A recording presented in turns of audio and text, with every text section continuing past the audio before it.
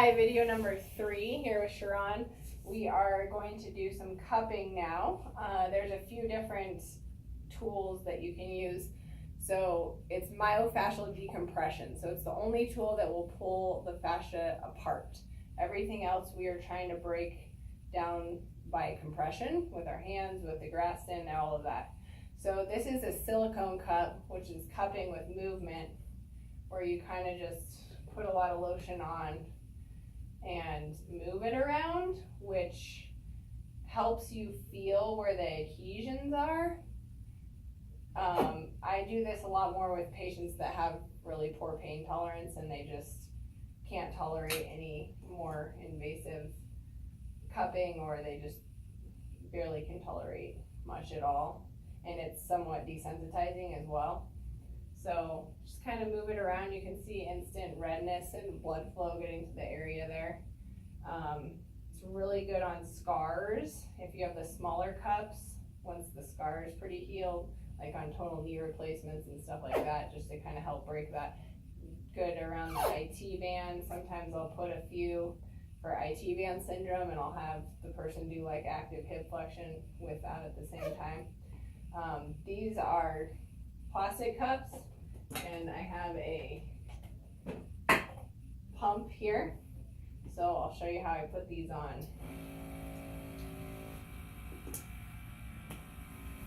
So I try to get up here close to his HO, but not by his femoral artery, and I suck him up about a third to a half, but you can tell when I did one, the fascia is so tight it pulled off the other.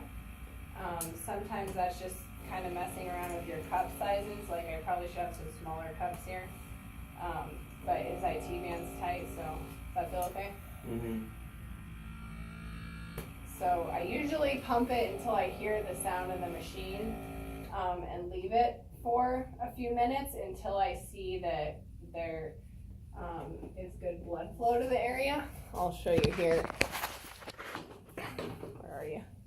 So you can see this one's getting really good blood flow, but these are pretty white still. So they're not quite pulling that sanguination or that blood circulation up to the surface of the skin. So some people leave them on for a lot longer.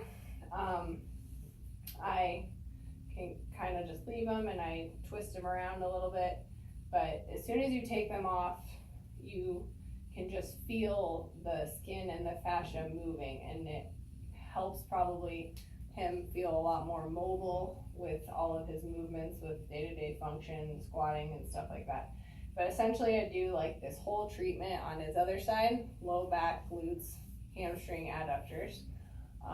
So you kind of get the whole front and back, because you want to get all the agonists and antagonists that are kind of working against each other.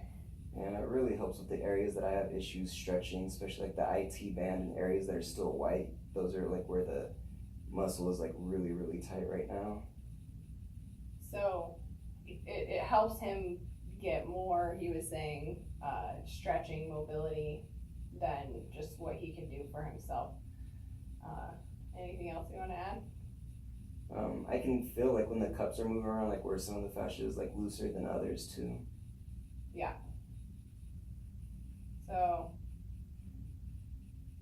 still looks pretty good there. And then you just take them off, and I always tell the patients you might have cupping marks for up to a week, but that's good. That means there's good healthy blood flow and circulation to your tissues. If you don't have any spots, then we need to keep working on that area. So that is, let me see if I can hold this up here so you can see. So you can just see his fascia is not stuck. It's all moving and gliding really well. And this feels like a really nice loose quad. And TFL's loose, hip flexor. So everything's all loosened up now. Most of the spasticity issues we have are on the backside. So moving there now.